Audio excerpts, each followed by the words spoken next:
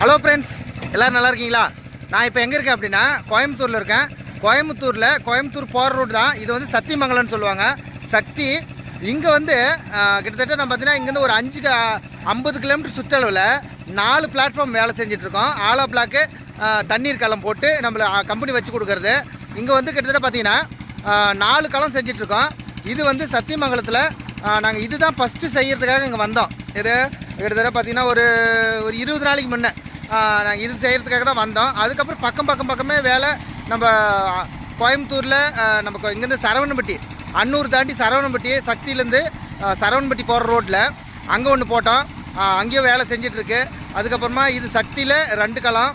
அதுக்கப்புறம் பார்த்திங்கன்னா அவினாசி, சத்தியமங்கலம், அவினாசி, கோயம்புத்தூர், இந்த 3 ஊரும் 50 கிலோமீட்டர் டிஸ்டன்ஸு தான். இந்த 3 ஊர்லேயும் வேலை செஞ்சிட்ருக்கோம்.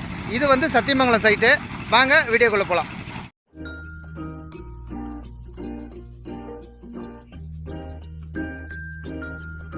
இது வந்து பாருங்கள், இன்றைக்கி வந்து பாலிஷ் காங்கிரீட் போட்டுட்ருக்கோம். ஏன்னா போட்ட வீடியோவே திரும்ப போட்டுங்கன்னா உங்களுக்கு போர் அடிக்கும். இந்த களத்தோட சைஸ் என்ன, எப்படி போட்டிருக்காங்க, இந்த ஓனர் எப்படி, இல்லை எந்த மாதிரி அவங்க இதுக்கு முன்னே பிஸ்னஸ் பண்ணுறாங்க, இதெல்லாம் சொன்னால் மட்டும் போதும் அப்படின்னு தான் நான் உங்களுக்கு சரியாக வீடியோ போடல. இது வந்து களம் பார்த்தீங்கன்னா 100 அடி லென்த்து, அதுக்கப்புறம் 40 அடி அகலம், 12 அடியில் ஒரு களத்தோட அகலம் 12 அடி. இது எதுக்காகன்னா 12 அடி வச்சுருக்கேன். இது வந்து 3 லைன் தான் வரும். அதுக்கப்புறம் இன்னொன்று என்னென்னா, நான் இதை வந்து இந்த தண்ணி போகிற பக்கம் எப்பயுமே நான் பிளாட்ஃபார்மும் வைக்க மாட்டேன். இது வந்து ரிஸ்க்கு. இந்த பக்கம் ரொம்ப வாட்டம் கொடுக்கணும், அதுக்காக இந்த இடத்துல வைக்க மாட்டேன். பாருங்கள், அப்படியே இருந்தாலும் நம்ம இந்த மூலையில் தான் பைப் வைக்கணும். இது ஒரே முட்டை நான் பைப்பை வச்சு இந்த பக்கம் எடுத்துகிட்டு போயிருக்கேன். இந்த இடத்துல பைப்பு வந்து மேலே தூக்கி விட்ருக்கேன். கீழே நம்ம பைப்பு போடும்போது என்னது, காங்கிரீட்டு 1.5 ஜல்லி காங்கிரீட் போடுறதுக்கு முன்னே நம்மளுக்கு இந்த பைப்பை வச்சு விட்ருணும். அப்படியே மேலே ஏற்றுண்ணா, அப்படியே இறக்கி ஏற்று. அப்போ அந்த ரவுண்டு கொஞ்சம் கிடைக்கும். போ, வேகமாக போ, கீழே போயிட்டு மேலே வரணும். வாங்க மேலே. இந்த மிஷின் ஏறக்குள்ள கொஞ்சம் ரிஸ்க் இல்லாமல் இருக்கும், அதுக்காக. இது நல்லா காயுது, வெயில், பாலிஷ் பண்ணிகிட்ருக்கோம். இது வந்து மனேஷ் கிட்ட சுற்றுற மாதிரி கொஞ்சம் ரஃப்பாக வரும். இதில் 2 கோட்டு ஓட்டுவோம், அதுக்கப்புறமா நைஸ் ஓட்டுவோம். நம்ம ராஜபாளையத்துக்கார் தான்.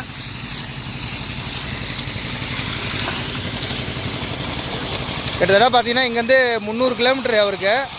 நம்ம எங்கேனாலையும் வந்து எனக்கு பண்ணி கொடுக்குறாரு. முக்கியமாக 100% என் வேலை நல்லா இருக்குது அப்படின்னா என் டீமு தான். இதில் எங்கள் ஆளுங்க, இந்த காங்கிரீட் குரூப்பு, இவங்க நம்மளுக்கு கோயம்புத்தூர் குரூப்பு, நம்ம சிவானன்னு சொல்லிட்டு நான் சொல்லுவேன் இல்லையா, அந்த குரூப்பு பார்த்திங்கன்னா எனக்கு இந்த பக்கம் கோயம்புத்தூர் சைடு எனக்கு 50 கிலோமீட்டரில் எந்த பிரச்சனையுமே கிடையாது. நான் வேலையே செய்யணுன்னே அவசியம் இல்லை, அந்தளவுக்கு எனக்கு வேலை ஆகிட்டுருக்கோம். அந்த மாதிரி என் டீமு அமைஞ்சிருக்கு. இவர் வந்து 4 களத்துக்கும் ஒரே டைமாக வந்துட்டு போயிருன்னு சொல்லிட்டு நான் இங்கேயே நின்று தங்கிட்டார். வந்து இப்போ இவர் வந்து கிட்டத்தட்ட 4 நாள் ஆச்சு. இப்போ கோயம்புத்தூரில் நாங்கள் காங்கிரீட் போட்டோம், இந்த பாலிஷ் காங்கிரீட் போட்டாச்சு. இன்னும் காங்கிரீட் சைடு பூசணும். நாளைக்கு வந்து அவினாசி வந்து கம்பி கட்ட போகிறோம். கம்பி கட்டிட்டு அதுக்கு மேலே செவ்வாய் இல்லைனா புதன்கிழமை அவினாசி காங்கிரீட் போட போகிறோம். அவினாசிலையும் 1.5 ஜல்லி காங்கிரீட் போட்டோம். இது வந்து ரேம்ப் வந்து பார்த்திங்கன்னா 15 அடி ரேம்ப்பு. இந்த பிளாட்ஃபார்மோடு சேர்த்து 15 அடி லென்த் இருக்கும். காரணம் என்னென்னா, இந்த பைப்பு வர பக்கம் ஹைட்டு ஜாஸ்தி இருக்கும். சைடு கல் தண்ணி நிறையா நிற்கும். இங்கே 1 அடி ஹைட்டு தண்ணி நிற்கும். அப்போ அந்த ஹைட்டுக்கு 15 அடி ஹைட் லென்த்துக்கு நான் ரேம்ப் கொடுத்துருக்கேன்.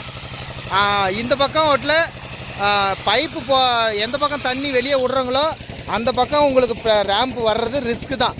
பாருங்கள், இதுக்கு என்ன பண்ணிக்கிறேன்னா 3 பைப்பும் தனித்தனியாக பைப்பு போட்டு வந்து எல்லா பிளாட்ஃபார்முக்கும் பைப்பை போட்டு இந்த இடத்துல கேட் வேலை வைக்க போகிறேன்.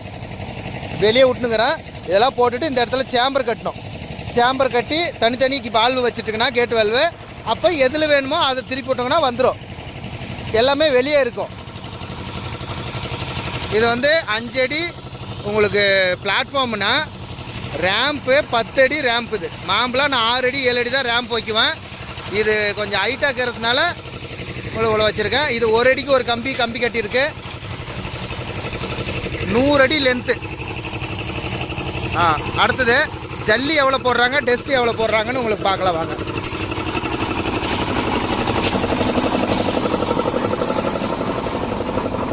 இது வந்து ஒரு மூட்டை சிமெண்ட்டு ஒரு லோடுக்கு.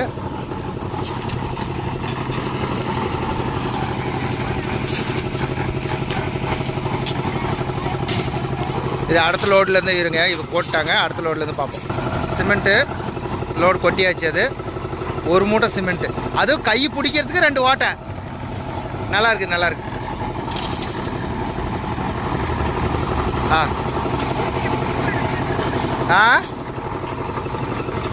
இப்போ அக்கா எத்தனை பாண்டில் எம்சாண்டு போடுறீங்க? சத்தமாக சொல்லு. 8 பாண்டில் எம்சாண்டு. ஓகே. பையா எத்தனை பாண்டில் ஜல்லி? ஜல்லி எத்தனை பாண்ட்லி போடுற? 4. 3 பேர் 4 அப்போ 4 8 12 பாண்டில். ஓகே, 8 பாண்ட்லி எம்சாண்டு, 12 பாண்ட்லி ஜல்லி, ஒரு மூட்டை சிமெண்ட்டு. ஓகே பாரு, இந்த அக்கா தான் ஆப்ரேட்டரு.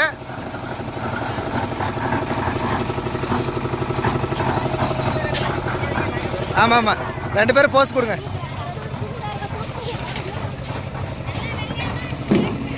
நல்லா பவுட்ரு நீங்கள் தான் நல்லா பவுட்ரு போட்டுனுக்கிறீங்க. இது வந்து ஆப்பரு. முக்கியமாக ஆப்பர் மிஷினில் தான் நம்மளுக்கு கொஞ்சம் ஈஸியாக வேலை ஆகும். இவங்க லோடு இறக்கிறதுக்குள்ளே அவங்க லோடு போட்டு வச்சுருவாங்க, சீக்கிரமாக வேலை ஆகும்.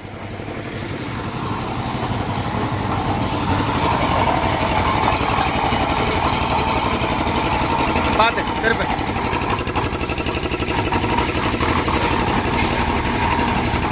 மிக்சிங் கரெக்டாக இருக்கும். 4 பாண்ட்லி ஜல்லி எக்ஸ்ட்ரா போடுது. எது நம்ம எம்சாண்டை விட சிமெண்ட்டு அதிகமாக தான் யூஸ் பண்ணுறேன்.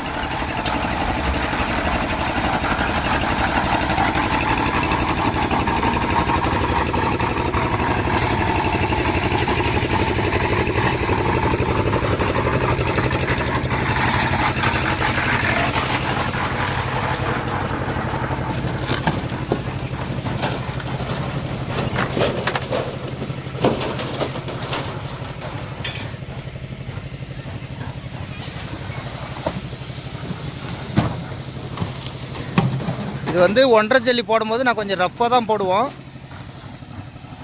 இவர் வேறு சட்டையை கழட்டி போட்டுக்கிறாரு. எத்தனை பேர் திட்டுறாங்களோ தெரில.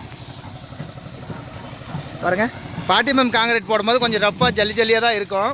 நம்ம அதுக்கப்புறம் இந்த அளவுக்கு கொல கொலன்னு போடும்போது நல்லா அது ரெண்டையும் பிடிச்சிக்கும். கம்பி கட்டியிருக்கோம். கம்பி கீழே கல் வைங்க.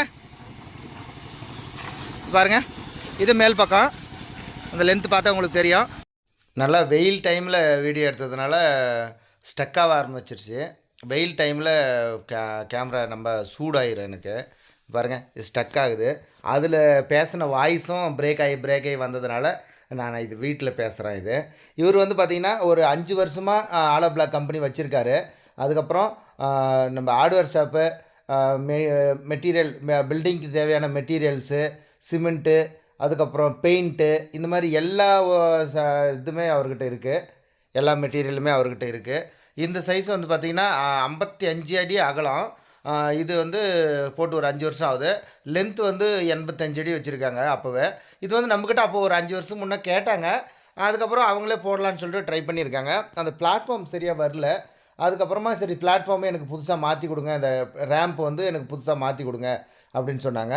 இது பாருங்கள், புதுசாக நாங்கள் ஜல்லிலாம் போட்டு சைடு கட்டடம் கட்டிட்டு ஜல்லி போட்டு எர்த்ராமர் ஓட்டி வச்சுருக்கேன். இப்போ அந்த காங்கிரீட் போட்டுட்டு வந்து இதை போட போகிறோம். இது வந்து கல் அடிச்சுட்டே தான் இருக்கார். கல் நல்லா போயிட்டுருக்கு. லைட்டாக ஸ்டக் ஆகி வரும் உங்களுக்கு.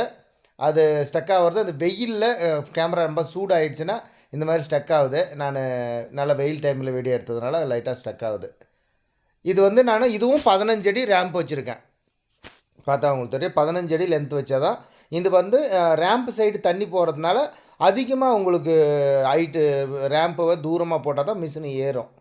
கொஞ்சம் ரிஸ்க்காக தான் இருக்கும்.